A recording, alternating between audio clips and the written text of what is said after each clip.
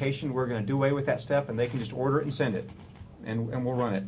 Also, keep in mind that COVID-19 testing can be performed at commercial labs.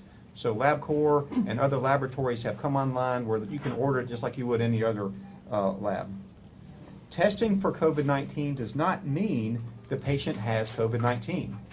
We have a lot of other respiratory illnesses, viruses, infections running around. Even now, the vast majority of people who are having symptoms of respiratory infection are not going to be COVID-19. So if people have this, please do not be too concerned. Just call your physician. Please call them ahead of time, because it's better to let them know that they can see you and take appropriate precautions, and then do appropriate assessment, and if needed, COVID-19 testing. The other thing, which is very appropriate not only for COVID-19 but for any illness, if you're sick, stay away from gatherings, stay away from work, don't go to school. Even if you don't have COVID-19, you need to make sure we don't spread other things to other people. Now, transitioning to our conversation about long-term care visitor recommendations, MSDH recommends that all long-term care facilities, personal care homes, and group care sites for those with disabilities take the following actions to restrict visitors. This includes discontinuing social activities, consider restricting visitation of this manner until further notice, keep signs that discourage all non-essential visitation, and definitely prohibit anyone who's ill from entering the facility. Keep all ill visitors away for at least 48 hours after symptoms resolve.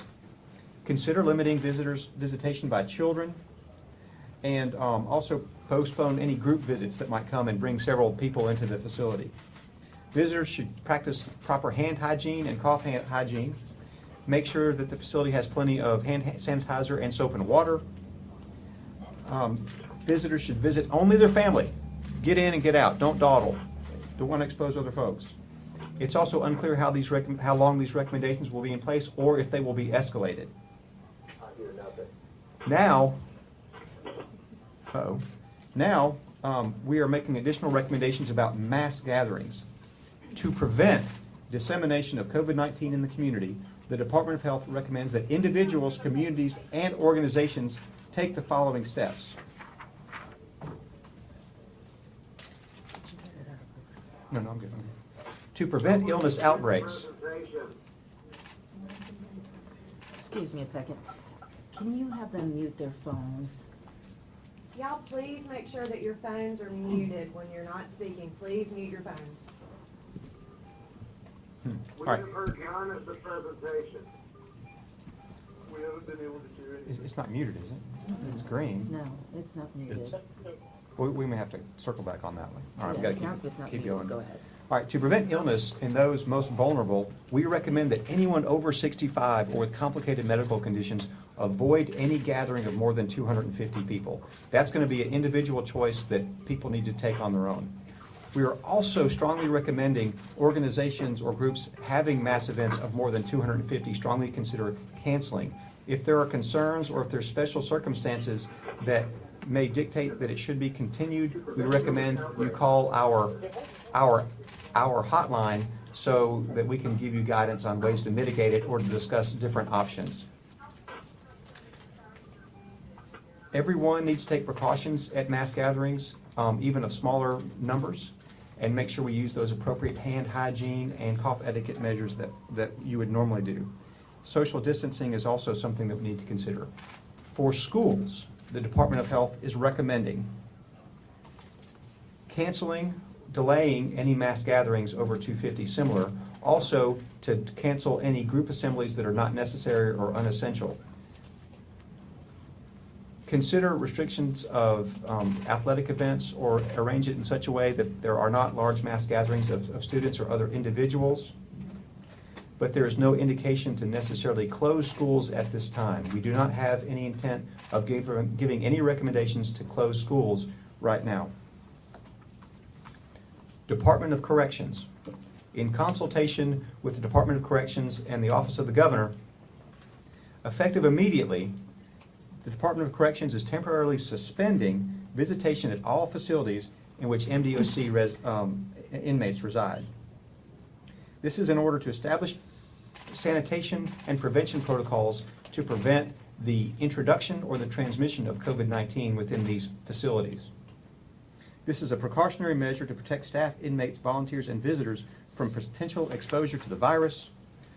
Attorneys and essential visitors will be allowed at the facility, and the visiting area will be sanitized upon completion of each visit. Additional parameters will be determined as protocols are established. MDOC is reinforcing common health practices based on preventive measures recommended by the Department of Health and CDC. At this time, I would like to turn it over to Director Michelle from MEMA. Thank you, Dr. Dobbs. The Mississippi Emergency Management Agency and the Mississippi Department of Health continue to work very closely together under Dr. Dobbs' leadership. I want to commend him for his leadership and his work on this COVID response. Today, every emergency support function and our partners in this COVID response are working through the pandemic annex plan today. The purpose of that is just to identify any limitations, constraints, or gaps that currently exist in the plan and develop solutions there. There were none and have not been any identified, but we want to make sure that we are on top of this and ready to respond as we need to. The State Emergency Operations Center will be activated to a level 1. The State Emergency Operations Center has not been activated at a level 1 since Katrina. It's important to note that the reason for that level of activation is not indicative of anything else other than we want to make sure we properly focus and posture all of our support and partner agencies in order to respond as we may need to do. Dr. Dobbs will make recommendations after the next 24, 48 hours about adjusting that level down to the appropriate level for maintaining this response throughout the duration of it. Other than that, we continue to support Dr. Dobbs. Emergency Support Function 8 is the lead agency in this COVID response, and we're prepared to respond and support them in any way necessary. Thank you, Director. At this time, we'll take questions in the room. I have a question as far as if someone, finds themselves being self-quarantined, what does that look like? What should they be doing in their homes when they're, self-quarantining themselves? Well, and it depends on whether, we're trying to isolate or quarantine an individual who may have been in contact but is not having any symptoms versus somebody that we identify as a case. And so, if you isolate someone at their house because they're symptomatic and we're concerned about them being a case, obviously the thing that we want to do is to limit household exposures. We want to keep them in a part of their home or their residence where they will not be in contact with other individuals. If they do have to have contact with those individuals, they're instructed to wear a mask. We know that in particular, household contacts may be very vulnerable to infection from known cases. So we want to ensure that we take the proper precautions to not only protect those individuals who may be in the household, but also to make sure that that person who is ill stays at home so that we can limit further transmission. And should Dr. people be Biden, worried sorry. about traveling through airports and, other states, should they be worried? Well, and it depends a lot on what an individual's risk level is, too. Certainly, if there's not much transmission in your area and you are at higher risk for complications and you're going to an area where there's known transmission, you should exercise caution. Either not go or make sure that if you do go, that you're taking the proper precautions to keep yourself separated from large groups, that you're using hand sanitizer. But certainly those recommendations are going to evolve. And I think it's important for everyone to stay aware of what's going on in the United States, where there are areas where there may be ongoing transmission, and to take those travel precautions accordingly. We may get to a time when we're seeing transmission more broadly. And, we know that exposure in travel could be a potential risk. Can you Dr. give us Myers, precise? Let's go to Ross, because Can he's you tried to get tell in. us more about the individual who has been identified with the virus? Was he an older adult? And What- about the number of people that he's come in contact with, and you tested those folks? So that's a great question. This is an adult. This is not an individual who was hospitalized, and so we're grateful for that. This individual is currently under home isolation, and we are monitoring this individual every day to make sure that they're staying as well as they can be Is he under the Is he an older circumstances. adult? He is an adult, but he's not over the age of 65, if that's what you're asking, that would place them in that higher risk category.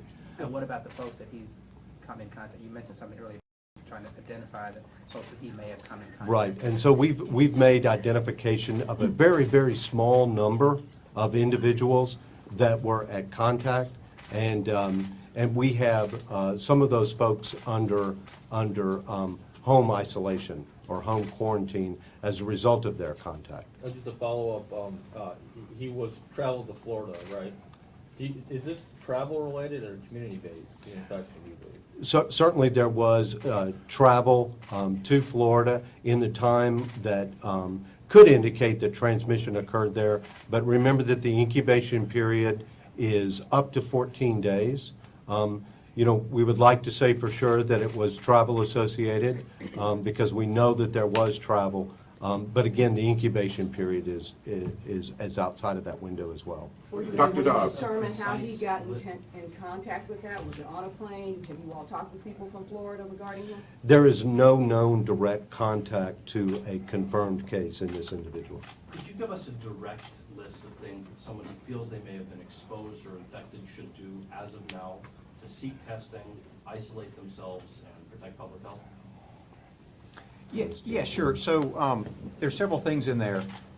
First off, if someone is ill and they're worried that they could have COVID-19, you need to call your doctor or provider, let them take care of you and order the testing as appropriate. So in general, travelers are not going to be at especially high risk unless you've been to an area of a lot of transmission. So people who are traveling, across the state lines and stuff, just because you traveled doesn't mean you need to quarantine yourself, right? So that's not an indication. And even if you've traveled and you're a healthcare provider, unless you have some other indication that you are exposed, we would not restrict them from working. Now, if you have been exposed to someone who's known COVID-19, that's a different scenario.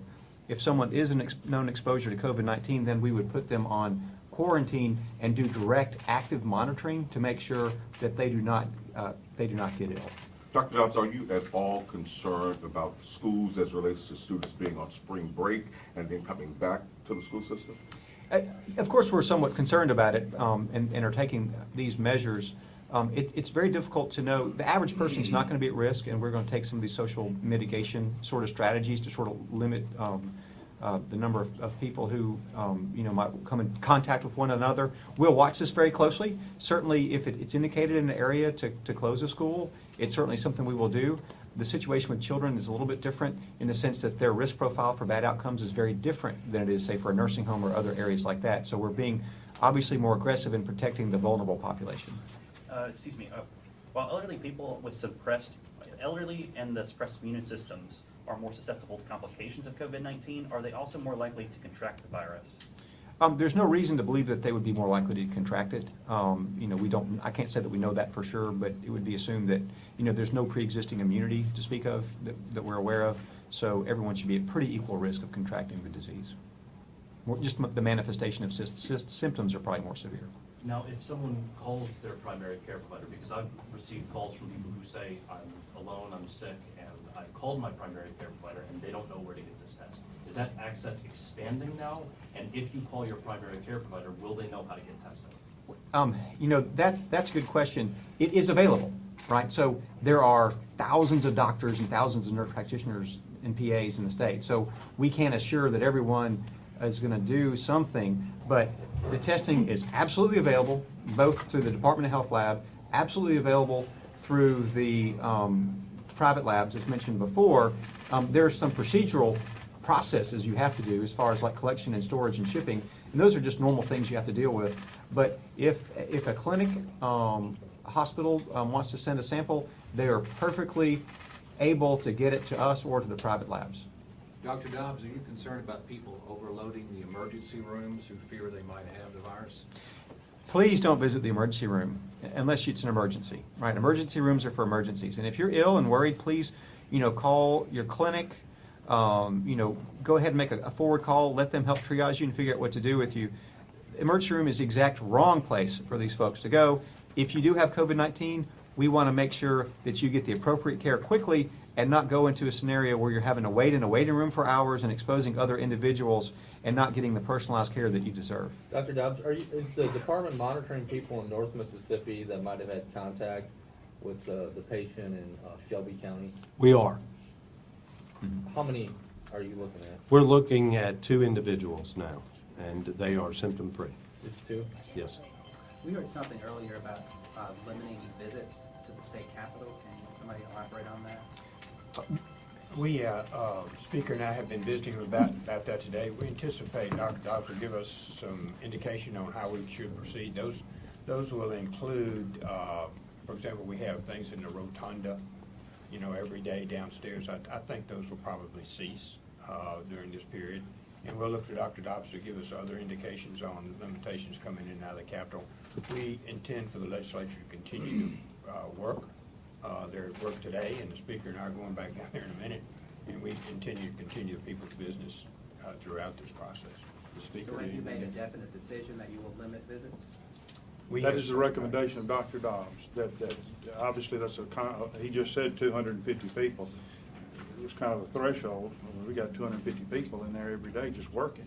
So when you add school children who visit, and you add people from other states who've been traveling all across the country, we have lots of visitors from other states, it could become a breeding ground. So I think it is wise it is wise simply for the protection of the public, that they not be in a place where there's a large collection of people who have come from a lot of different places. It just serves to spread, increase the chances, I guess, of the spread. And so his recommendation, we think that's a wise approach. We'll continue to work on what that looks like, I guess. Are you looking at shutting down any facilities like the 2 museums, which have a tremendous number of people? Even if you can limit it to 250, that's just one class in some cases. Each state agency is going to be advised by Dr. Dobbs on actions to be taken. The institutions of higher learning will be meeting on theirs. Each one of these will be given recommendations from Dr. Dobbs and his staff, and I assume that they're all going to follow those. And so those will all be in transit as we go through the next few days. This is about protecting vulnerable people that live in Mississippi. Dr. Dobbs is very clear with us and the Speaker about that.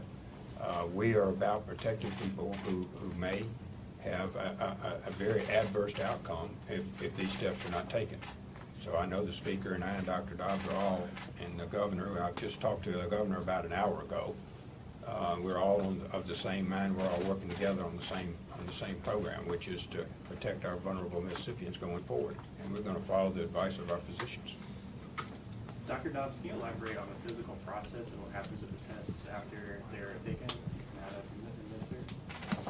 Yeah, Paul, if you want to talk about that. Absolutely. So, we have published guidelines for all physicians in the state on how to collect the samples, and so they collect the samples at the clinic level, and then those are packaged, and we have a system throughout the state where in any county a sample that a provider collects to submit to the public health department can be transported directly by courier to the public health lab where it's processed and run, and we get results out pretty quickly. You said 36 to 48 hours, is that right?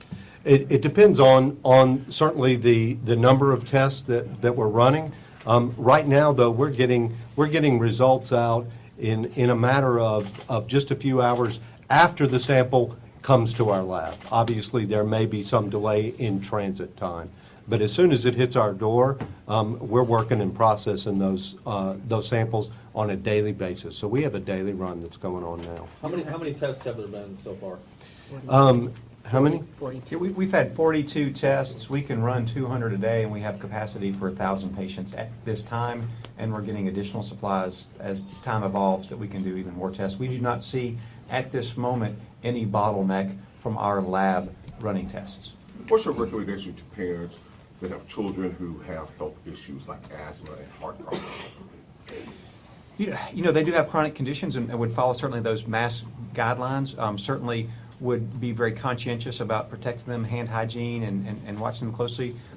We do not have any recommendations about not going to school or anything at this time, but certainly we just really stay alert on the latest recommendations because this is going to change. This is a fluid situation.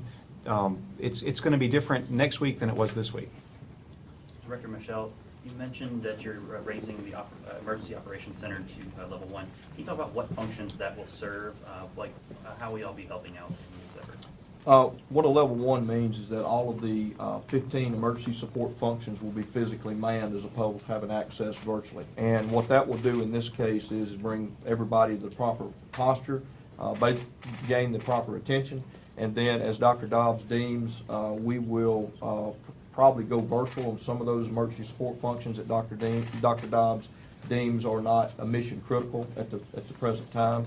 But it is a heightened level of awareness and just keeps everybody focused where they need to be on the respective functions.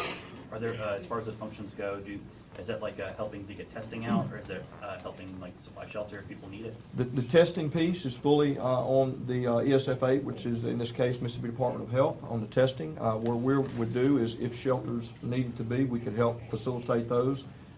Quarantine shelters are different than shelters we typically use in responding to floods or tornadoes, so we would again act on the advisement of Dr. Dobbs in doing that. Has the health department done anything in regards to establishing protocol for Camp Shelby, Camp McCain, any of those facilities? Keesler? We have not established any protocols related to military bases. Are you aware of whatever protocols they may be taking? I don't have any current knowledge of what to do. Dr. Dobbs, what would you say to people who may be skeptical, that believe that this has been overblown? Some people may believe the president briefly said that it was a hoax and that public officials are blowing this out of proportion. Someone asked me what I thought about the mood or the perception of the public, and I said the average is pretty right. It's the spread. So in general, I think we're kind of where we need to be as far as our concern, but some people are too concerned and some people are not concerned enough. If you take it an average, it's a serious event. There are things we need to do. It's going to be disruptive to our daily lives. Most people are going to, if they get it, are going to be fine. Most people are not going to get COVID-19 probably. These are things that we can do to save lives, and we're here to save lives, and especially to protect the vulnerable people. So it is very serious. It is very concerning. This is something that we've been planning for years. We have a 447-page book that outlines who does what in what sequence. And that's what we're going to work on, and that's what's happening right down at the at MEMA right now, revising those plans, and as part of the governor's COVID-19 steering committee, making sure that we have an updated plan, we execute that plan, and prevent deaths. This will prevent deaths. More people are going to get sick. Some people are likely to die. It's unfortunate.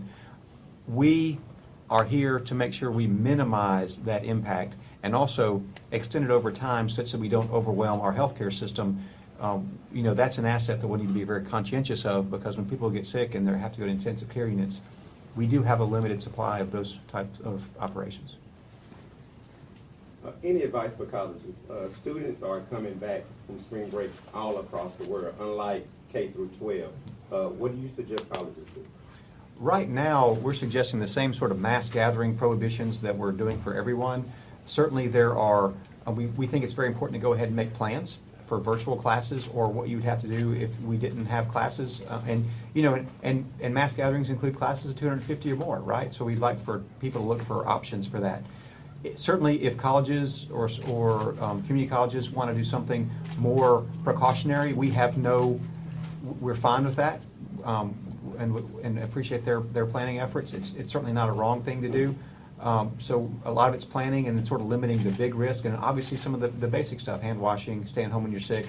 It's hard to overestimate how important those two things are, hand hygiene and staying home when you're sick. We're all really bad about going to work when we're sick. And if we just do that one thing, it'd probably be the most impactful. With the private lab testing, is the state tracking that the same way, or is that? It is, yeah. Yeah, we're working with the private labs for them to be able to report to us the number of tests, and certainly we have now added COVID-19 to our reportable disease list, so the expectation is that any positive at a private or a commercial lab requires an immediate notification to the Department of Health.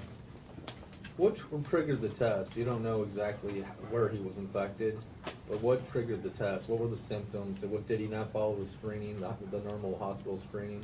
He was sick and called his doctor. That was the exact right thing to do. He was a sick individual, was worried, called his clinic. They arranged to treat him in the proper manner, and that just reinforces how important it is. If you're sick and worried, call your clinic, call your provider, call your doctor, and let them take care of you. I thought hospitals had to follow certain protocols to screen patients. Anybody can test, if it's appropriate. You mean as far as like risk? Well, I was just wondering if there's any particular symptoms outside of the normal flu symptoms? Just like flu, it's indistinguishable. Of all the tests we've done, they had the exact same symptoms, and they were all negative. The vast majority of tests that we're going to continue to get or that people are going to do are not going to be COVID-19. There's a lot of stuff out there. There's other viruses, there's flu and all kind of stuff. So people, just because people have a viral syndrome, it definitely doesn't mean they have COVID, and it probably means it's something else. But did he request a test? Because you guys have only done 42 tests, right? He called his clinician, and they made an astute judgment to make a test. Is that separate from the 42 tests that we're talking about statewide? That should be inclusive. That's included. That's in that one, yeah. Anyone have any other questions? I did want to take a moment to thank all of you for your solid and accurate reporting. Oh, and Dr. Dobbs wants to say one more thing. Just real quickly, there'll be more changing soon. The governor will be getting back in town tomorrow afternoon. So, be prepared that additional actions may be taken, or, we'll be having additional updates for you guys. This is a rapidly evolving situation. Before we close it off, I would like to offer an opportunity to our state leaders to make any comments. Anything, gentlemen? No, I'll speak first, let the speaker speak. Everybody needs to use common sense. This is containable and is minimized by the use of common sense. And our Mississippi people know to wash their hands, report yourself when you're sick. We have one citizen already do exactly the right thing. So we encourage everybody to do exactly the right thing. And we will get through this as a society as we always have. We should anticipate this will be disruptive. It's going to be different for a period of time. And so we will deal with that as we have everything else. Mr. Speaker? Yeah, I just want to commend Dr. Dobbs and his staff for taking this seriously. As you can tell, this is a very serious situation. We as state leaders are taking it seriously. That's why we're here today. And we want to get the message out to the public as to what to do. It seems to me they have put together a very good plan. I want to commend them for their diligence on this, their hard work on this. We will continue to monitor this. To echo the Lieutenant Governor, people need to be patient. You use common sense, and they just need to be careful. Don't assume that you are impervious. And so we want to get that message out. I think doing that, we will be able to weather this storm and hopefully get past it, and everybody will be okay. But I want to thank them for what they've done, and we will continue to work, stay on top of this as state leaders. We're going to make sure that we do everything we can to keep the public safe. So thank you. Thank you, Speaker Gunn. I want to remind everyone that our website has all the latest information. It's healthyms.com. We also have a free Mississippi Ready app that you can download, and that will always have the latest information as well. So please check there each day for the latest updates. Also, I want to let you know that we're going to have a video on how we test in the lab. We're putting that together right now, and that'll be on our website and Facebook as well. Thank you, everybody, for coming, and I look forward to talking to you in the coming days. Thanks. Thank you, sir. Appreciate you. Thank you for coming on such short notice. Thank you. Good job. Great.